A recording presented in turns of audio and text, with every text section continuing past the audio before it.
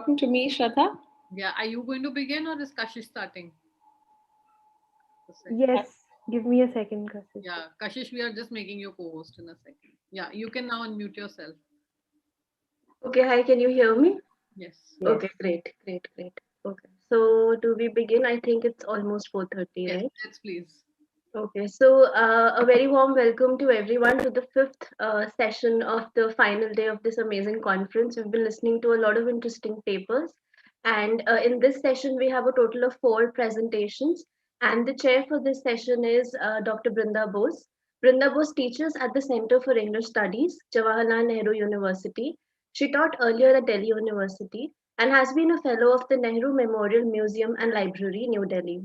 Her research and teaching interests are in modernisms, gender and sexualities, post-colonial writing, film studies, and humanities studies. Her publications include the monograph The Audacity of Pleasure, Sexualities, Literature, and Cinema in India, the edited and co-edited collections The Phobic and the Erotic, Gender and Censorship, Translating Desire, Interventions, and Amitav Ghosh, Critical Perspectives, and critical editions of Mrs. Dalloway, Heart of Darkness, and Through the Looking Glass. Her edited anthology of essays, Humanities Provocateur, towards a contemporary political aesthetics, is due in this April.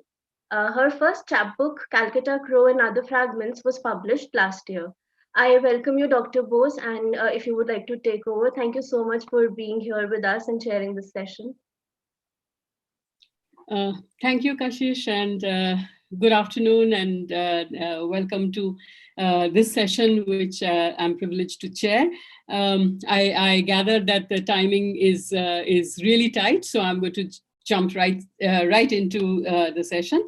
We have 4 speakers today, so shall we go to our first speaker? That's Sakshi Dogra. And she's assistant professor at the Department of English at Gargi College at Delhi University. And her topic, her paper title is From Books to Blogs, Food Writing in the New Media. Sakshi.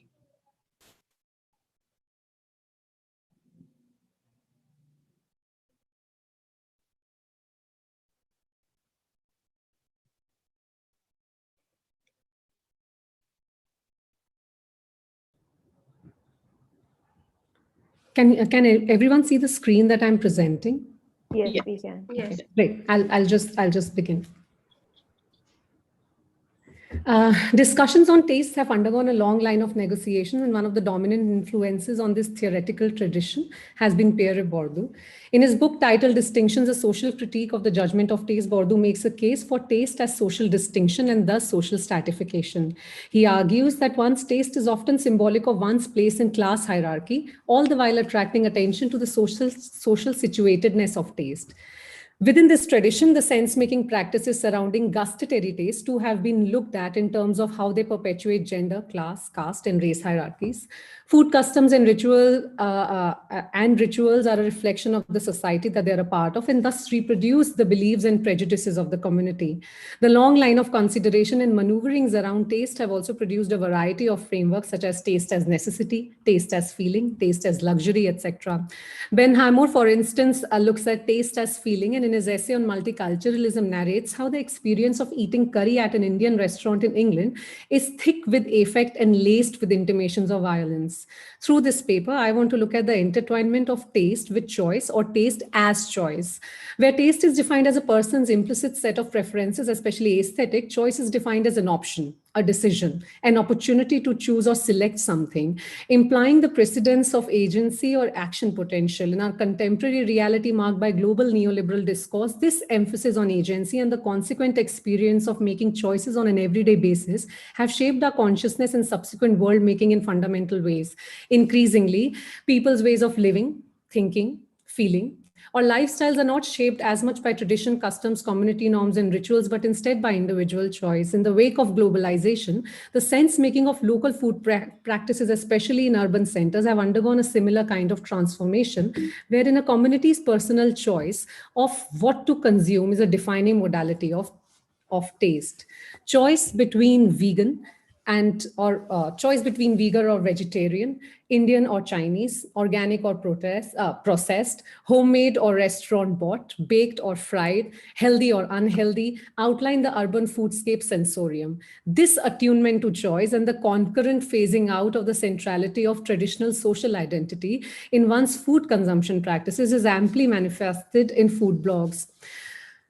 Attesting to the complex sensorial experience that food blogs provide, Daniela Cesari, in a thorough study titled The Discourse of Food Blogs, Multidisciplinary Perspectives, writes, but food blogs are enriched more than other kinds of texts or blogs, thanks to the digital affordances of the online environment, since the use of pictures and videos accompanying the textual part of the pages extends the browsing experience of the users to a dimension of complex sensorial engagement, in that the senses involved are sight and hearing, as well as taste and touch.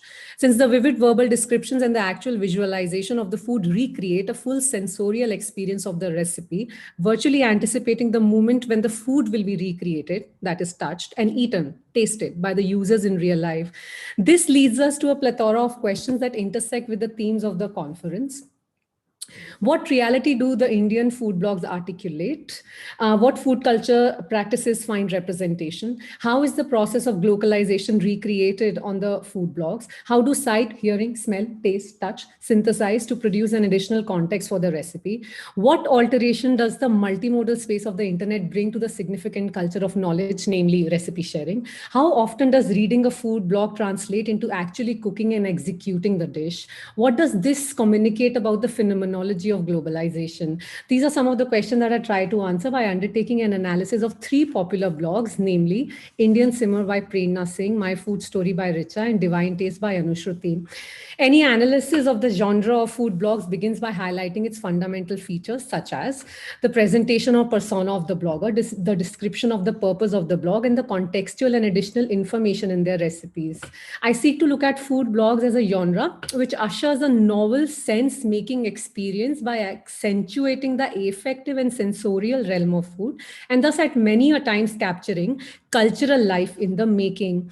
As Stephen Demar et al. Rightly argue, it is important to situate the online food discourse beyond the domain of recipe and into lifestyle and cultural context to bring forth interesting research insights. Heeding to this perception, I shall situate food blogs in the neoliberal cultural context where food choices express one's lifestyle and thus construct their social and individual identity instead of long-held beliefs and traditions. The discourse of choice is also relevant to understand the personas that women food bloggers put out, because these women often talk of cooking as a choice that is liberating instead of the more traditional notion of cooking and kitchen work as drudgery. The ideal of choice is articulated in the performance of a self-determining and empowered identity that women articulate in their food blogs. Started in 2015, the food blog titled My Food Story hosts a variety of recipes. The introduction is accompanied by a high-definition picture of Richa sitting in a restaurant laughing widely with a nearly empty glass of a cola drink. The dining table laid out in front of her has an empty plate and accompanying spoon and fork for a meal that she's anticipating. The image conjures up a mood of food, light conversation, and laughter around it, an atmosphere of leisure-based sociality far removed from the class, caste, race, gender-related trappings of food consumption. Richa shares that her food blog is an act of quote-unquote love, adventure, and fun, all words associated with leisure time activity. To put it differently, My Food Story emphasizes food preparation, presentation, and consumption as a leisure time activity that is documented by the non-expert cook or food blogger.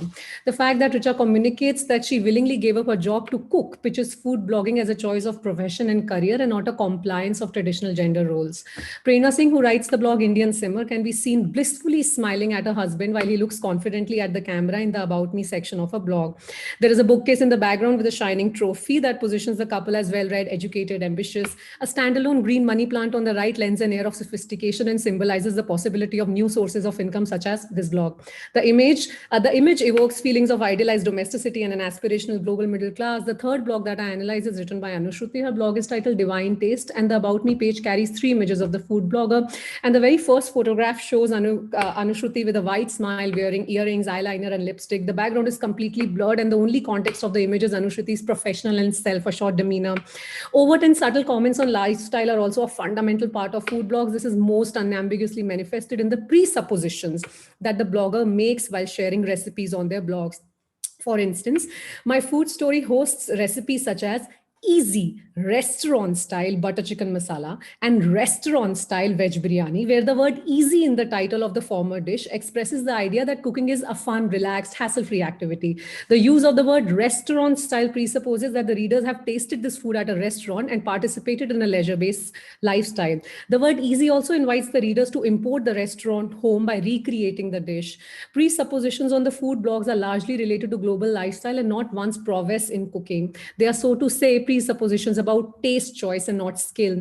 As Stephen Demar et al. Argue, food blogs are written asynchronous online forums dedicated to the preparation and evaluation of food in a lifestyle context. This lifestyle context that the food bloggers assert unfastens the preparation, presentation, and consumption of food from socio-cultural norms, producing a context that is one of restaurant-based sociality in this case.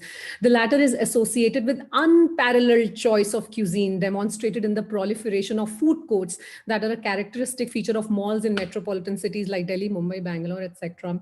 The general tendency in food blogs is towards a less specialized and more involved and entertaining food experience. The highlighted sensorial experience of foods that are commonly considered native to the Indian subcontinent, such as chole bhature, pakode, is markedly different from those of global foods such as burger, shared on the blog Indian Simmer. Prerna's earliest memory of having eaten a chicken burger involves feelings of exploration, adventure, bachelorhood, and freedom. She shares how she was accompanied by her friends from college when she went to, and I quote, a large room covered in shades of red, green, and yellow beaming from techno lights to eat the burger that, I quote again, blew her mind away.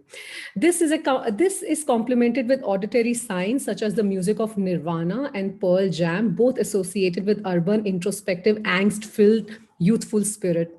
The visual cues, however, do aid the sensual meaning-making process of eating a burger. The first image accompanying this blog post shows a towering individual burger, often seen on restaurant menus or brochures. The second image shows 4 burgers, underscoring the shared and collective context in which burger is consumed. The lights, the music, the companionship, and the newness all gesture to a symbiotic growth between the middle class and a culture of restaurant-based sociality, where ritualized free time is spent eating one's choice of food at one's chosen cafe. This is not to say that the sensory experience of food is a metaphor of neoliberal values and ways of spending ritualized time, but instead to highlight how food and eating are powerful means of architecting and expressing neoliberal social values and feelings. The homepage, about page, and recipe sections on divine taste, which constitute elements that determine the meaning making of the whole food blog, are visibly different from usual blogs. On Anushruti's blog, instead of the conventional division of recipes into salads, desserts, main course, etc., the division is into a different set of choices of Ayurvedic food, Sattvic food, temple food, etc. One of the many interesting dishes recorded under this section is pasta with roasted vegetables and crumbled fresh cheese. Providing us with an additional context of the recipe, Anushruti tells the readers how this recipe turned out to be an educational experience for her son, who showed interest in learning the names of vegetables as well as pastas. There is a corresponding emphasis on the freshness of the meal that is captured both in verbal articulation, such as fresh is always best, as well as a standalone image of a single strand of starkly green thyme. The profusion of colors in the image of the vegetables also achieve the effect of freshness. It is the organic nature of food that is highlighted, with an emphasis on the solubility of everything. Even the fork and spoon laid out around the pasta bowl have wooden shells. The absence of spices articulates the idea that this dish is in its natural state and thus fresh. In fact, the pasta looks close to uncooked, emphasizing the rawness or natural state of food. The cheese sprinkled over the pasta also breaks away from the popular images where cheese is represented as sticky, stretchy, and or creamy. Here, instead of the creaminess or cheesiness of cheese, it's the freshness, or interchangeable with the naturalness of cheese, that's highlighted. The connotations of pasta as an ingredient that is modern and unhealthy are balanced against its sensorial experience as fresh and Ayurvedic. The relocalization of pasta recipe, facilitated by nuanced sensorial details, is what Anushruti offers in her blog post. The feeling of mouthfulness, which is part of the taste of pasta, and the smell of roasted vegetables creates a sense of nutritious diet. The post ends with a recommendation by Anushruti, who offers a vegan-friendly version of the same same dish, with while emphasizing the addition of any seasonal local vegetables to highlight the adaptability and possible global resonance of the dish. Anushruti's blog epitomizes the neoliberal cultural turn where matters of taste and choice are completely intertwined. This is most evidently reflected in the recipe discussed here. Anushruti's pasta recipe presents the reader with multiple choices, and that too in the same dish. She offers the readers the choice of preparing and consuming a pasta dish that is healthy because it contains roasted seasonal vegetables. Not just that, the vegetarian dish also has a vegan variety should the cook choose to follow that lifestyle. Interestingly, Anushruti's blog features a subsection titled Temple Food, and the recipes as well as the additional context emphasized is far from religious. She makes temple food appear like a possible global dish that can be prepared, presented, and consumed anywhere and by anyone. Thus, food bloggers share the knowledge of food not just as information with a sole emphasis on the recipe, but also submit and create a sensorial experience of food.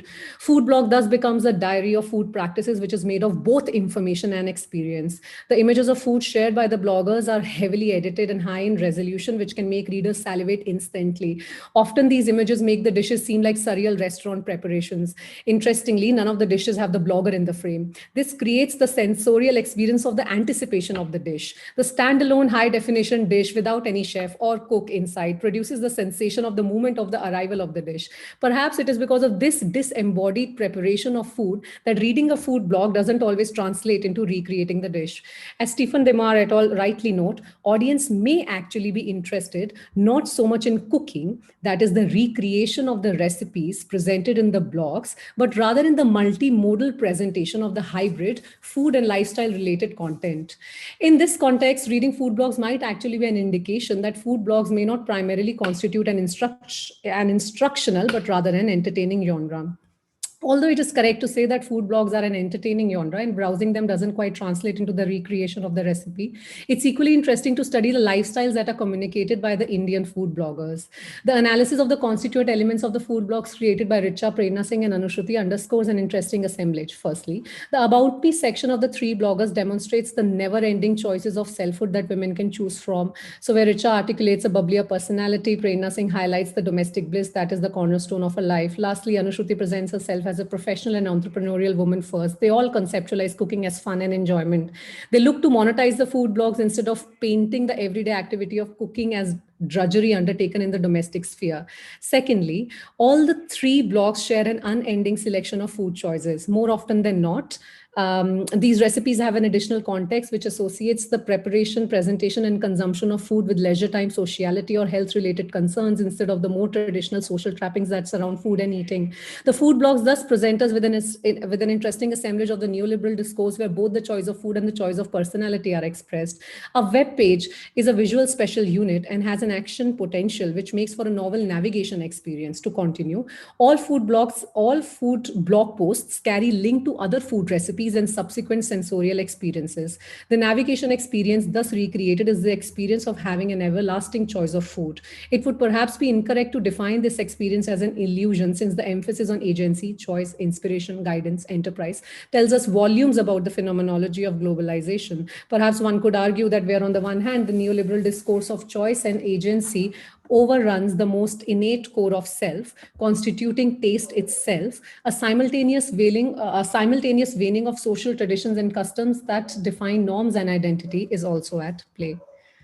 Thank you. Thank you so much, Sakshi. That was fascinating and amazing how much you managed to sort of put into that 15-minute presentation. So shall we have a quick round of questions? Kashish and Susan, are you going to? Yeah. I'll just read out the questions. Okay. So the first question is, Sakshi, with so many food blogs around, do you think the bloggers are monetizing the personal rather than the recipe and technique itself?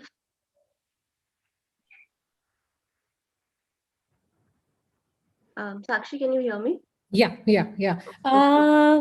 It's very interesting because it is considering that it's on the web and considering that it is a blog post, there is a lot of emphasis on projecting a certain kind of personality. But definitely, I mean, the choices that are available to the food bloggers are are practically like the choices of foods that are available to those who consume. I mean, like I said, I mean, even when you look at, even when one looks at these three blogs, I mean, these three women, Richa, Prerna, and Anushruti, they sort of put out very different images, very different personas of themselves. So yeah, I think there is choice in terms of this kind of persona, personality, guidance that's put out, and there is choice, of course, in terms of the food choices that are put out.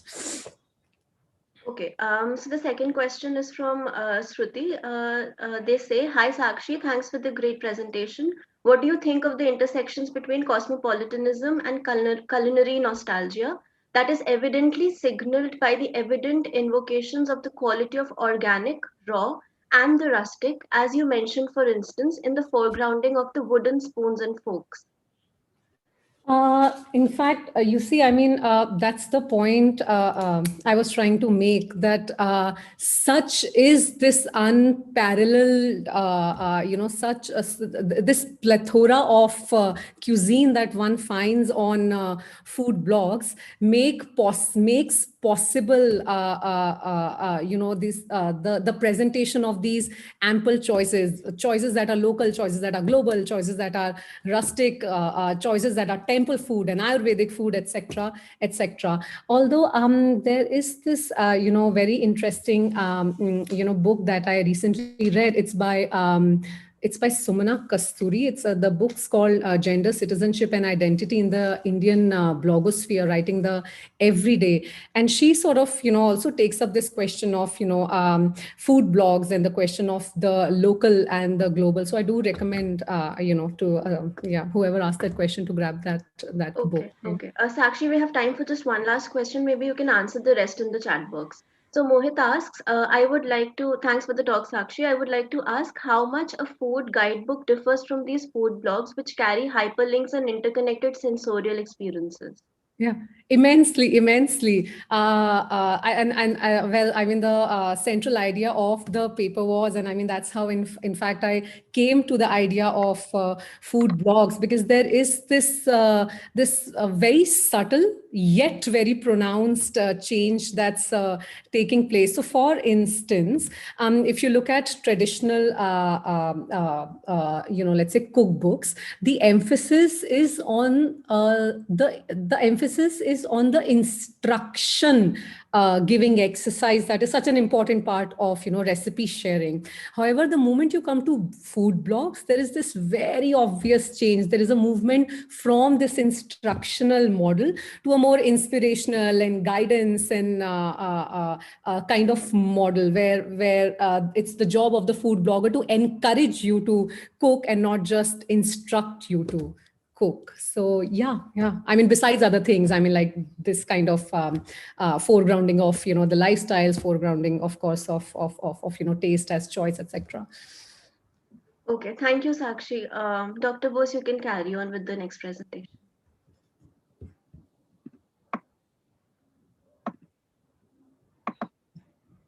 Ma'am, you're on mute. Yeah. Sorry. Thanks, Sakshi, for that. And we'll move quickly to the next speaker so we move from food to music. Susan George, Assistant Professor at the Department of English at Jesus and Mary College, Delhi University. And her paper is on Björk's Hyperaesthetics and the Fate of the Music Video. Thank you so much, Brinda. Hi, good evening, everyone. Wonderful to follow up on Sakshi's presentation, which is just absolutely fascinating. And like you said, moving from food to music, but I did find a lot of connections between the two. So my paper is, as Professor Bose introduced, basically looking at Icelandic singer-songwriter Björk and her work as a commentary or a route through which to sort of read, music video and techniques and technical beings. Now, as a performer, both on stage and on camera, Björk, the singer-songwriter, has in recent times, deployed elaborate costumes, headgear, makeup, masks, and prosthetics to develop her physical image, which in her music videos are further enhanced using computer-generated imaging or CGI. From her Biophilia album, that is 2011 onwards, the themes of Björk's visualscapes often link the human and the technological in an evolutionary projection, placing her hyper-designed and hyper-produced body in the scheme of the post-human. But the post-human theme is not new to Björk's work in this decade. It was already explicit in her video for 1999's All Is Full of Love, directed by Chris Cunningham.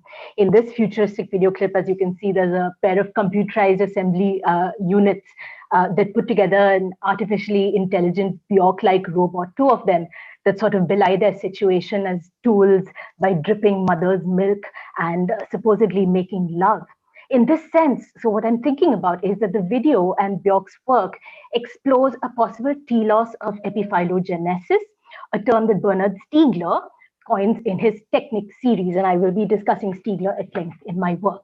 The AI-enhanced humanoid beings that you see here in All Is Full of Love represent a final frontier in epiphylogenesis, where the tool itself, the machine, engages in the creative reproductive act. The lyrics of the song even tell us, that you should be looking for the origin of true love, not from the sources that you found yours, but in the direction that you're staring at, encouraging us to think about, the very origin of human as before or outside the technical. So to fully comprehend this claim, I briefly undertake a summary of, Bernard Stiegler's concept. So I'm looking at the concept of epiphylogenesis, as mentioned. In Technics and Time 1, The Fault of Epimetheus, Stiegler, 1994, devises the central hypothesis of his text out of the Greek myth of Prometheus and Epimetheus, the Titan brothers who are tasked with equipping all mortal creatures with suitable powers. And Epimetheus distributes speed, strength, defenses, wisdom, etc. to every creature, but he forgets to save any qualities for humans. This is the first fault, of course, that Epimetheus forgot. Prometheus, upon reviewing this, he finds humans helpless and unarmed, so he must steal from Hephaestus and Athena the gift of skill in the arts and the gift of fire, of course, as a means or a tool to use these skills. This is the second fault for Stiegler, the fault of Prometheus's crime. This leads Stiegler to his hypothesis that humankind is born the fruit of a double fault, and that our very origin lies in default. This default of human origin finds humans already born into techne, the field of artifacts of the material, but not equipped with the sophia and the wisdom or the art of the politics to negotiate their existence. Now, this condition is therefore one that Patrick Croghan calls an essential prostheticity, in which human beings lacking in essence. It's the being in default of an essence. So Stiegler problematizes, this philosophical opposition between logos and techne in this particular origin story, where clearly the sophist uses the logos as techne and uses language as artifice and tool to challenge the philosopher's episteme. And the distrust of techne is what leads for Stiegler to a history of the devaluing of technical knowledge that has in turn devalued the understanding of technical beings. Stiegler's technical being is it's a kind of third being, an in-betweenness, an inorganic, organized being or a technical object. And his claim is that the central philosophical questions of being and becoming must be routed through the idea of technicity and the technical condition, because, as he shows, techniques are the default origin of humankind. Now, I'm particularly concerned with this notion of prostheticity. In his work in Technics 1, Stiegler says, a prosthesis is what is placed in front of us. That is what is outside of us, what is placed in front of.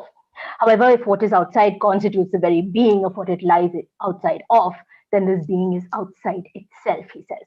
The being of humankind is to be outside itself. So Prometheus gives humans the present of putting them outside themselves.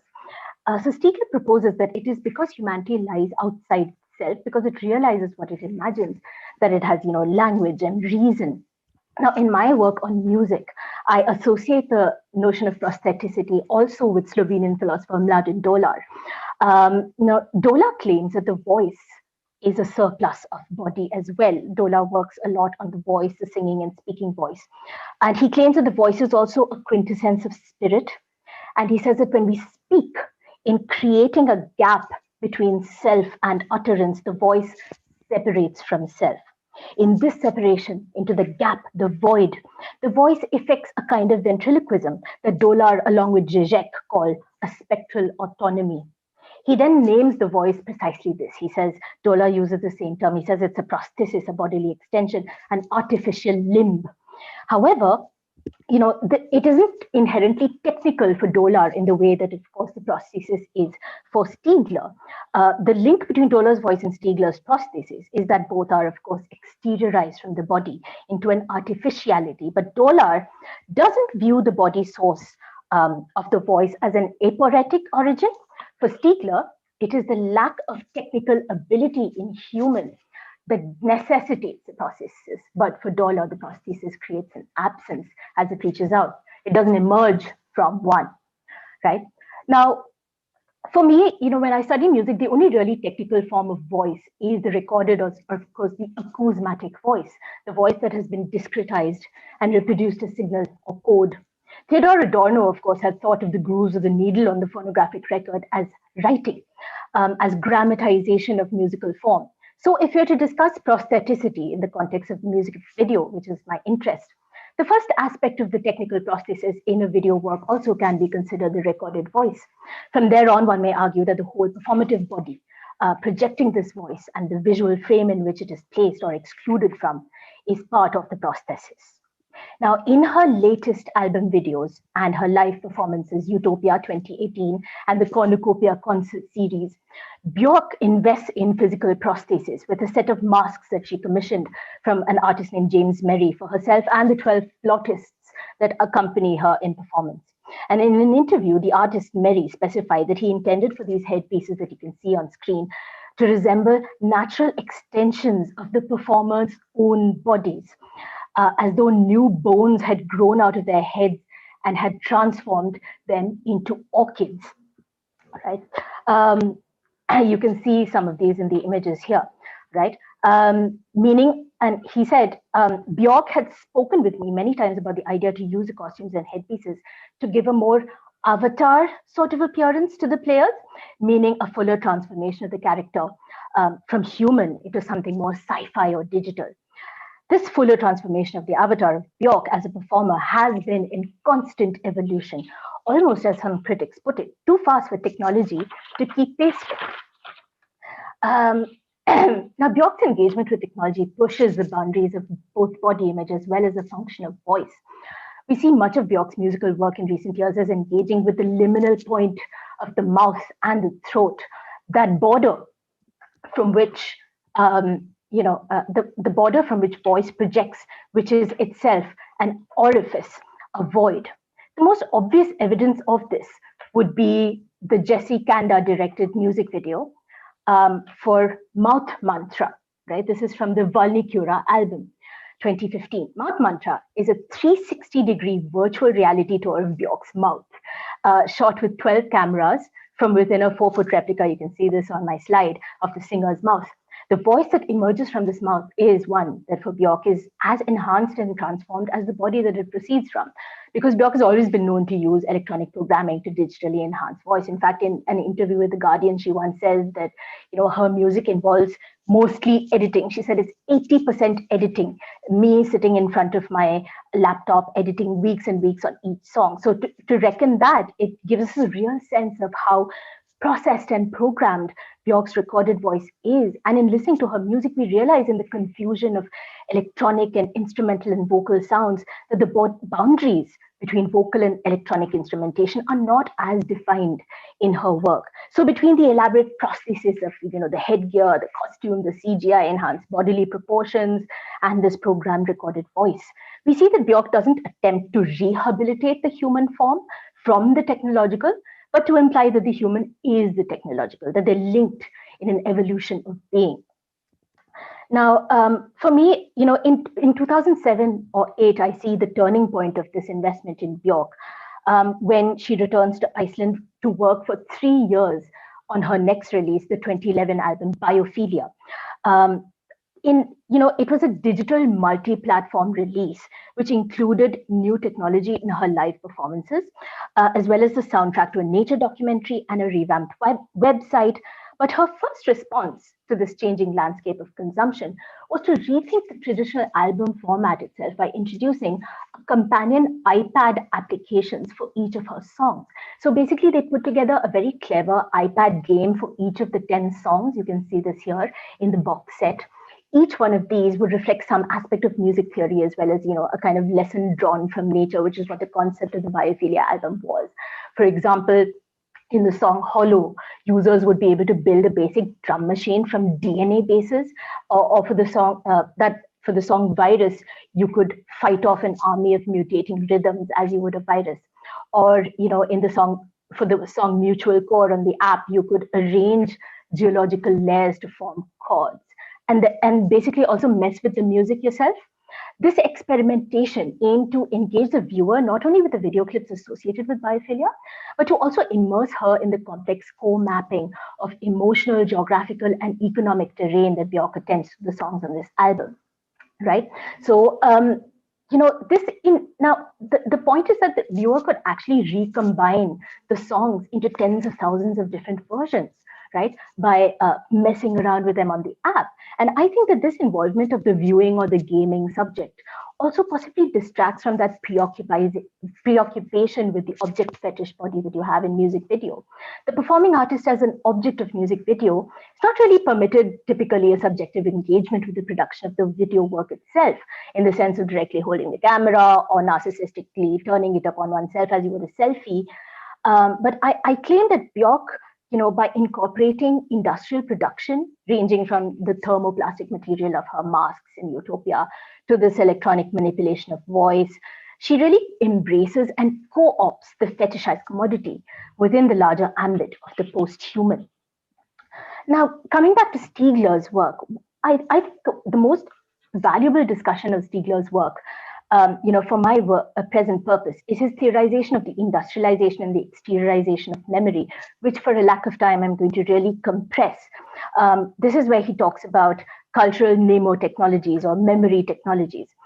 He talks about the becoming industrial of memory, which according to him is the final stage of what grammatology calls a history of the supplement.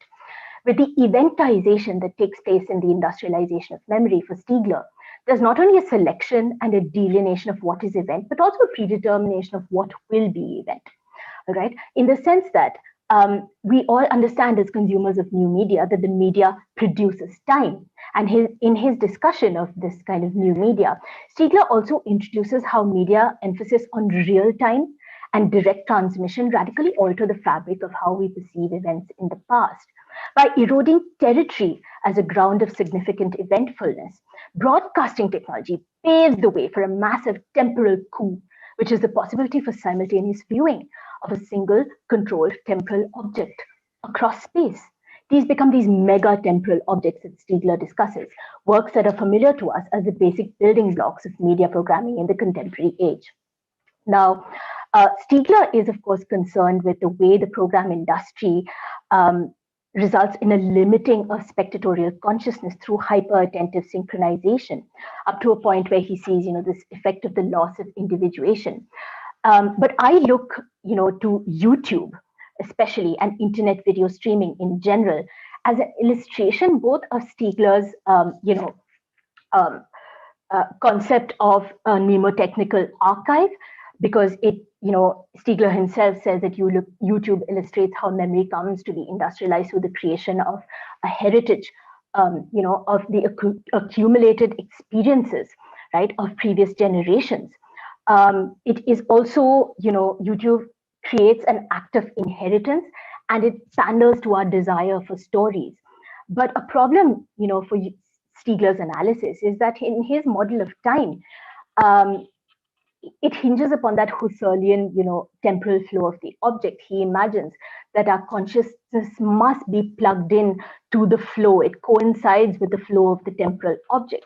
But in my work, and especially when I'm looking at, video artists like Björk, I want to think about how we can break away from this. So in my conclusion, and now I realize I'm running out of time, so I'm sort of rushing ahead with my work. But I think that, the internet offers the possibility of disruption to Stiegler's hyper-controlled and hyper-synchronized consciousness, right? one reason for this is, of course, because YouTube offers us, the possibility of selection. It's not just an archive like television that we plug into and then we passively consume, but we actively consume it, right? And digital hyponemata, this is what Stiegler calls, contemporary technical memory aids like YouTube. Digital hyponemata actually change the relationship between consuming humans and media by making the consumer, a sender and not just a receiver, right? So lastly, I look at Björk's investment in this, in the emotional terrain of artistic production and geopolitical space, which is a recurring theme in her 2015 album, Valnycura. In these videos, Björk enters a new phase where she's digitally experimenting with VR, virtual reality. In the videos for Not Get, and I think the next one has some kind of permission issues, but I'm trying to show you this one. Yeah, this is Stone Milker.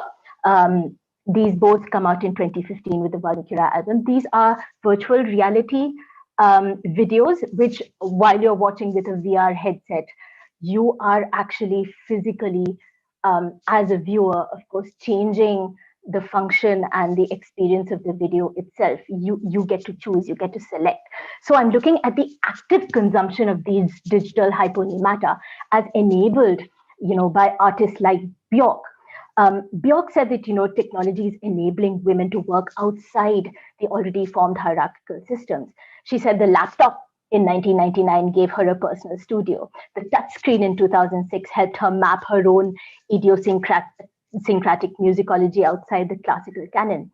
And then VR, she said, is helping me make a new stage free of politics, where sound and vision is swirling free in 360-degree, fully liberated.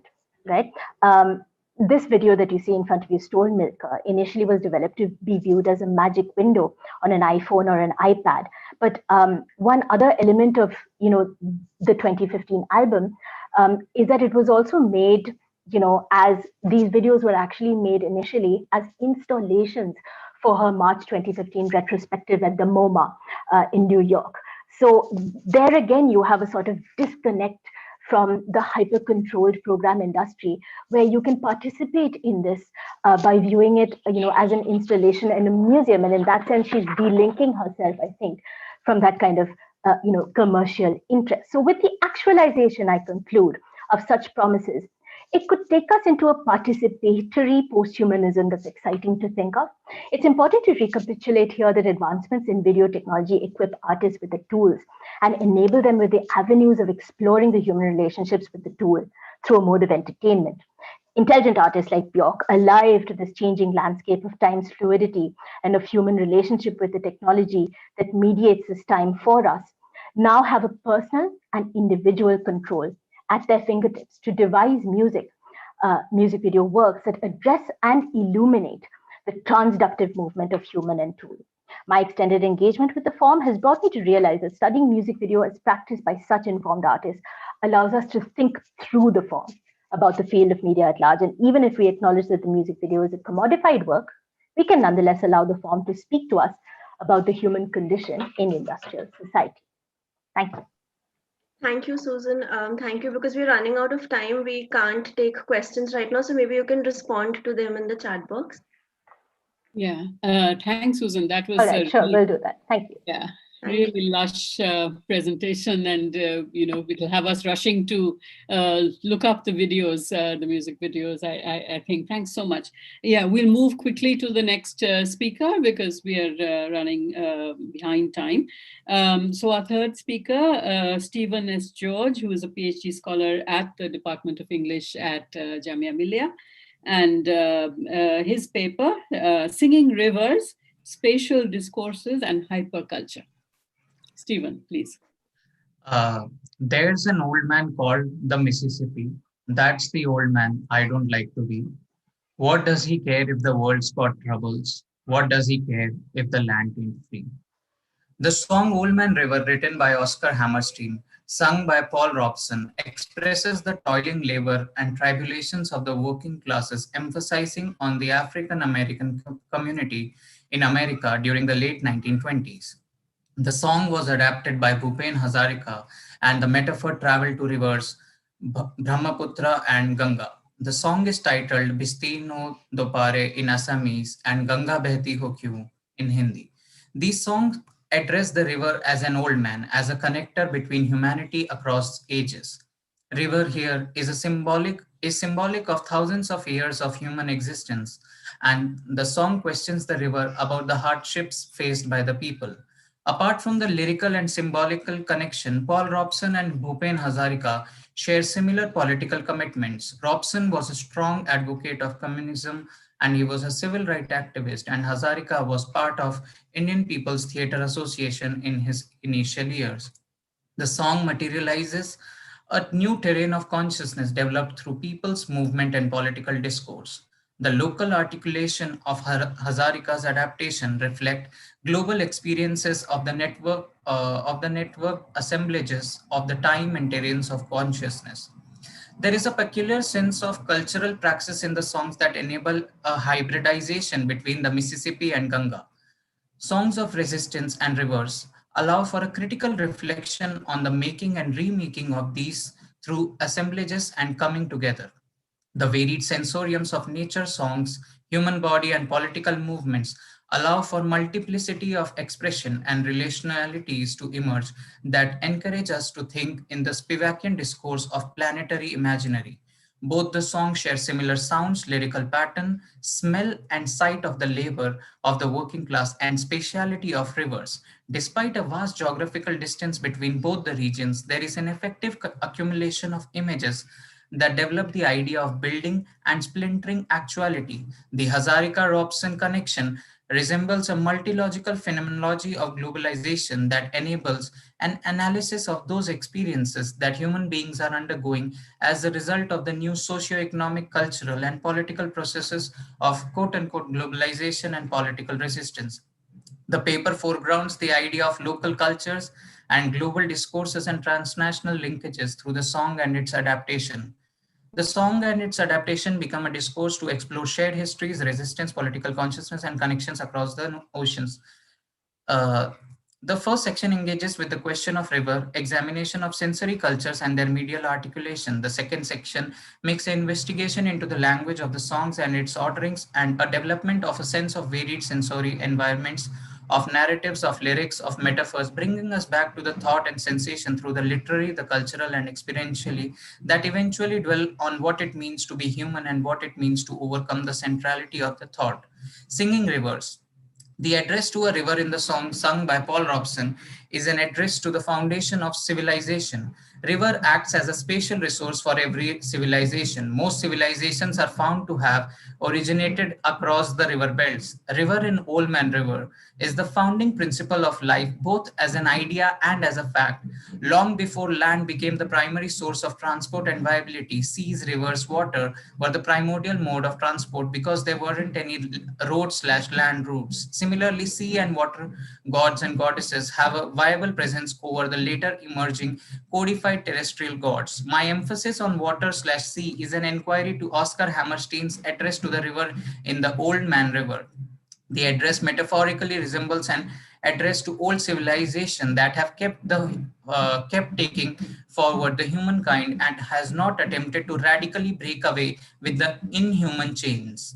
It questions its wisdom and uncaring nature, which has let the human civilization flourish despite the tantamount destruction humans have caused.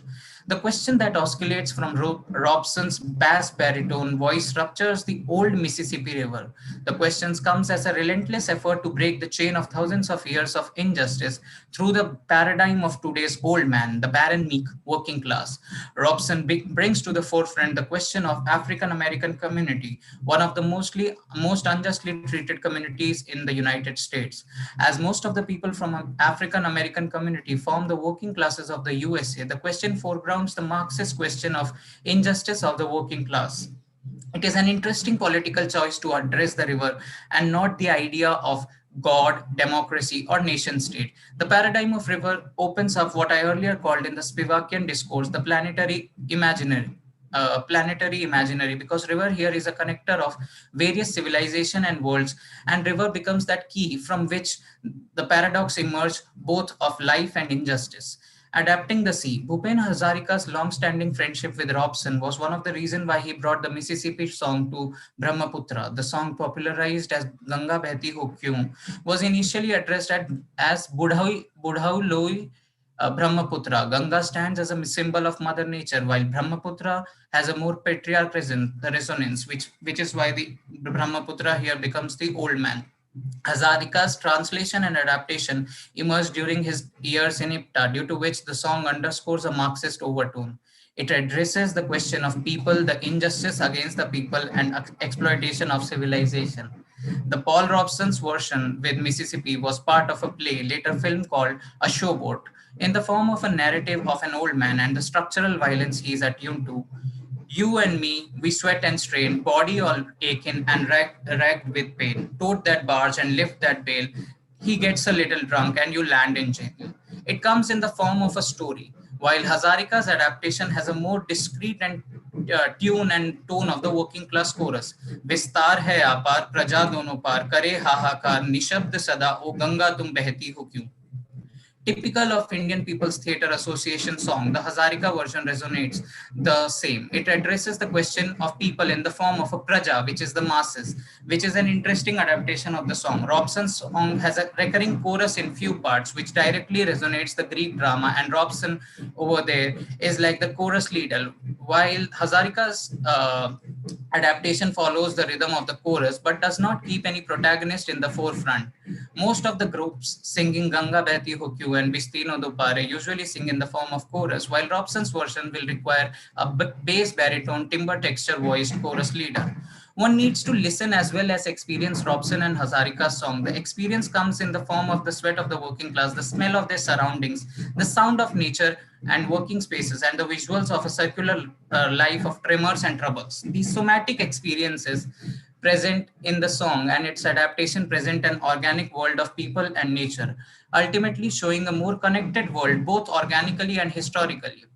The metrical tones, both the songs are sung in high octaves as they are surfaced around open spaces of fields and workspaces. The voice is not of a relaxed, comfortable tune, nor of the high octave of the opera, but a song in which one smells the sweat of the working class. The high octave here represents the toiling labor of the working class. Global and local cultures are not a phenomena of a quote-unquote globalized world. Global and local cultures are part of a much larger connected and shared histories, one we see in the form of an idea and a fact through rivers and sea. Songs of resistance and rivers allow for a critical reflection on the making and remaking of these through assemblages. Resistance becomes a crucial notion in this trajectory because of a shared political conviction. So in Bhupen Hazarika's version, it is said, इतिहास की पुकार करे हुंकार ओ गंगा की धार निर्बल जन को संबल संग्रामी समग्रो संग्रामी बनाती नहीं हो क्यों, which in English is, why don't you call the history the hunk of the Ganges, make the weak people strong and warlike and holistic. While in Paul Robson's initial version, it said, gets weary and sick of trying. I am tired of living and scared of dying, but old man river, he keeps on rolling along. But Paul Robson made a change in that song, and he made that change and he said, but I keep laughing instead of crying. I must keep fighting until I'm dying. And old man river, he keeps on rolling along. The song ends with retaliation and resistance, which allows for a spatial discourse of planetary imaginary vis-a-vis people's struggle and long shared history. And Paul Robson's declaration of fighting is the poetic justice we seek in the song. And I will stop the presentation there and would like to say one thing, that Professor in the previous session, when we were talking about sound and music, that opened up a lot of spaces in which I thought that there are many more spaces that could be explored in this particular paper. And that's, thank you. I'm actually thank you, Stephen. Music which is coming from outside, and it's all.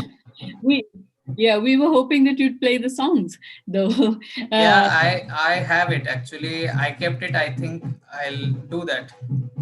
Yes, I think you have a I couple have the of time, minutes, then right? surely. Yeah, you do, right, Kashish? Yeah, we can listen to the song because I don't see any questions yet, and he can answer the questions later in the chat box. Right, yeah. विस्तार है अपार प्रजा दोनों पार करी हाहाकार निशब्द सदा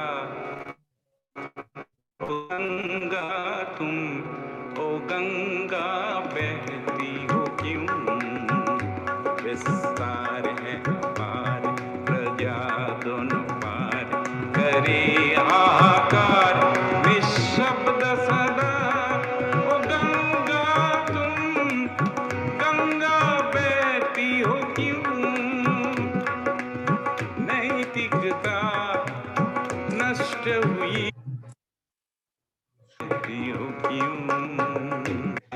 पार प्रजाकार गंगा तुम ओ गंगा बहती हो क्यों बहुत बढ़िया वहाँ जैसे when he sings old man river you don't say nothing you just keep rolling along So yeah, I think that will be enough. Perfect. That was perfect. Both very favorite songs. So thank you, especially for that. So shall we? Are there any questions, Kashish? No, not yet. I think there are just So comments appreciating Stephen's presentation. Right, I know, lots to think about. So probably they'll come in the chat box and you can answer in the chat box then. Shall we move on to our last paper presenter? Right, so we have Priya Parrotta, who is Director of Music and the Earth International in the United States. And her presentation is titled To Dream Again, Thoughts on Island Soundscapes and Environmentalism. Priya.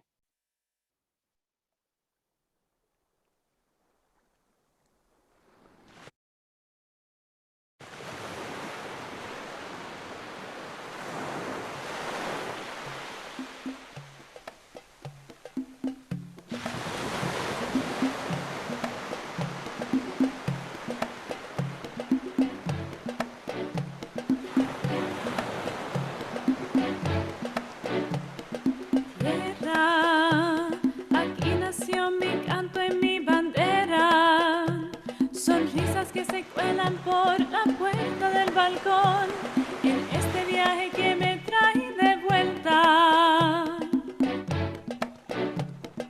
Lejos, no sabes cuánto echo de menos el ruido de mi pueblo y la caricia de ese mar. Cuando no estoy contigo yo te invento, traigo oxidado el corazón, me hace falta cuerda, mi alma necesita transfusión, sangre de mi tierra, regreso a la cuna que me vio nacer, regreso a este barrio que me vio correr, lo que fui, lo que soy, seré por mi isla bella, y vuelve el refugio que calma el dolor, y vuelve el recuerdo del primer amor, lo que fui, lo que soy, seré por mi isla bella.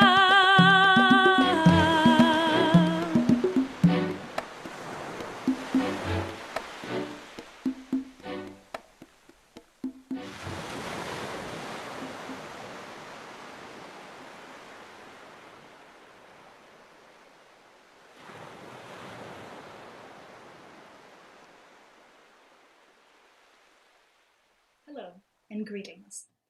The song you have just heard is called Cuba Isla Bella. Originally written by the Cuban group Orishas, this song conveys many of the themes that are at the heart of my presentation today. Nostalgia, resilience, and community, particularly among those who live within the geographies and political ecologies of tropical islands. This presentation is meant to be transnational in scope, although I will frequently turn to the Caribbean island of Puerto Rico for specific examples. Those of us who live on coastlines of islands have particularly close relationships to the sea, whether we examine them or not. On islands around the world, environmental activists are working to raise awareness of and promote action around climate change. Equally, hurricanes and cyclones are intensifying around the world, wreaking increasing levels of havoc upon coastal and island societies. In 2017, for instance, Puerto Rico experienced the shocking effects of Hurricane Maria, joining an ever-growing list of countries whose people and ecosystems have suffered due to global climate change. Given that climate change is both a local and a global phenomenon, the climate crisis requires us to communicate at both local and global levels more meaningfully and more persistently than we ever have before. In a way, we are more closely connected to each other as a global society now than we ever have been. With each climate event, be it a drought or a flood or a hurricane or a rise in sea level, our experiences are brought closer together. We have more to commiserate about, more to bond over. In light of a shared environmental trauma, distances are perhaps not as great as they may once have seemed. The fact that people across the globe are now more cognizant of their common ground is unquestionably good news. Yet often, this common ground does not make us feel much more powerful. We may be able to empathize with each other, but how will this lead to the concrete political and infrastructural changes that we need to see? How can our diversity and our solidarity lead to true sustainability, to increased protection of the planet's biodiversity, its livability, and its peace? And amidst all of these difficult questions, what is the place of music? The world's musical genres almost always intersect with geography, with the spaces that have shaped their evolution and defined their trajectories in the modern world. Study any genre of music carefully, and you may find that certain geographic questions come to mind. For instance, what does music reveal about some of the most important aspects of human life? Population, migration, environmental management, religion, languages, natural resources, and the maps of politics and economy at local and global scales. And fundamentally, how can music help us to appreciate the beauty and ecological complexity of our planet? The answer to this last question is both elusive and endlessly involved. Scholars of classical Indian ragas might answer it one way, while people familiar with the experience of tarab in classical Arabic music might answer it another. Indigenous flautists from across the Americas would offer a compelling response, as would musicians who are immersed in Celtic traditions. Contemporary activists might approach this question from an entirely different angle, focusing not on the inherent connections between music and the environment, but rather on the capacity of art to work upon society and foster real change. Seeking both to understand and participate in this vast matrix, a number of musicologists have investigated the connections between music and the environment. Disciplines such as ecomusicology have taken up the mantle of understanding the intricate ways in which music and the environment are linked. Such connections are relatively unexplored in the West, but are foundational to many musical systems across the globe. Musical diversity and environmentalism are therefore, in my opinion, inextricably linked. Yet in a profoundly globalized world, the practice of using the world's music to foster environmental awareness and heal from climate change is far from simple. For in the aftermath of climate trauma, the very question of global and multicultural dialogue hangs in the balance. How do we choose what sorts of climate experiences to focus on and what kinds of cultural practices to celebrate? Is this a time to concentrate on the local or seek perspectives from the global? Is this a necessary choice? Does it have to be one or the other? Perhaps climate change necessitates another perspective altogether, the long-established concept of cosmopolitanism from below. Cosmopolitanism from below is the idea that, far from being in tension with each other, the local and the global can be brought into dialogue with profound counter-hegemonic benefits for particular places and circumstances. This phenomenon has a long-standing history in the Caribbean, And in the aftermath of Hurricane Maria, it continued to be a very helpful way to manage the dialogue between musicians, academics, and activists in Puerto Rico and their counterparts around the world. An example of a post-Hurricane Maria project, guided by the idea of cosmopolitanism from below, is the Island Sessions, which was organized by myself with the support of faculty from the University of Puerto Rico. The Island Sessions is a discussion series for graduate students, as well as any interested members of the public.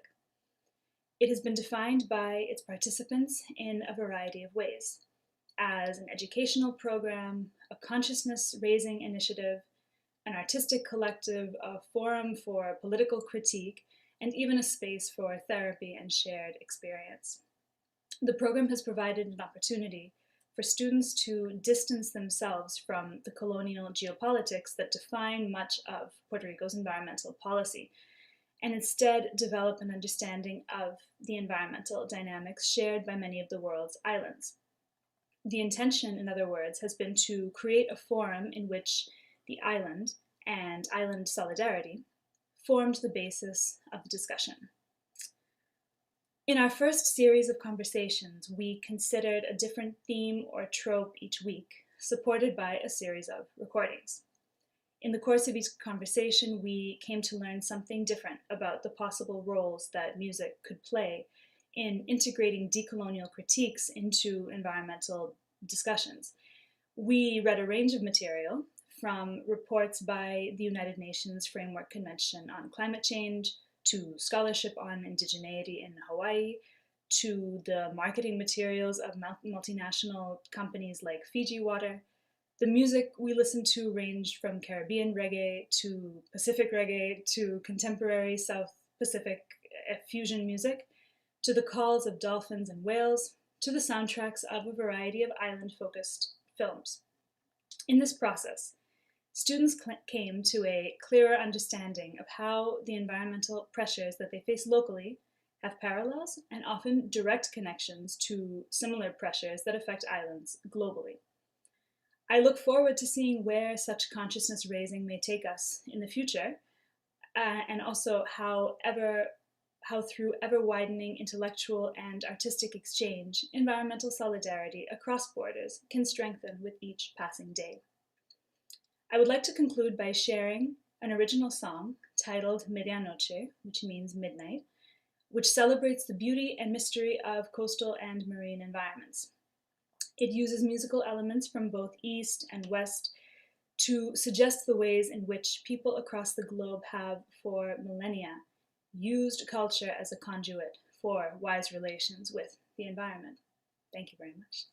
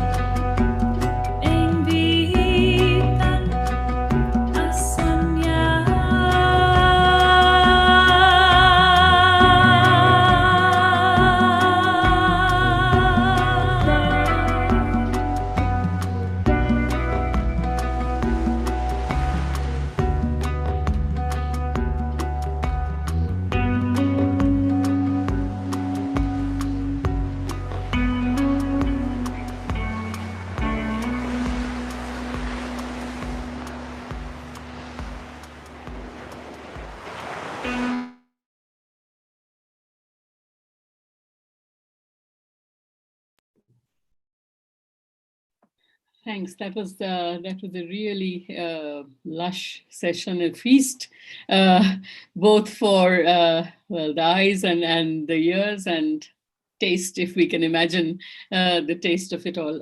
So, are there any questions in the box? There's one, we can quickly take it. So Liang says, "Hi Priya, thank you very much for your lovely presentation. It is indeed very impressive. Could you please tell the name of the music which you shared to end your presentation?" So I think the question has also been answered, that these are Priya's own songs, but if she would want to comment. We'll be sending the questions to Priya, and maybe we can work out something so that the answers reach you. Thank you for the questions, though. Right. Yeah. So thanks. So we'll if there are no questions that anyone want to just put on the box, I just thought that it's interesting. You know, someone said at the beginning that even though it's food and music, I think Susan said there are links, and it was quite fascinating to see. You know, especially the themes of nostalgia and utopia. These were the words that came up in a comment. How they weave towards a sort of aesthetics in an interesting way through all the presentations, I think. So I found that really fascinating, and how it speaks to questions of globality and the local, because there were such specific and local references, and yet they were somewhere imbued by this haze of utopic nostalgia, and that made for the aesthetics in a lot of ways. I thought, is there anything that anyone would want to say, or before No. we?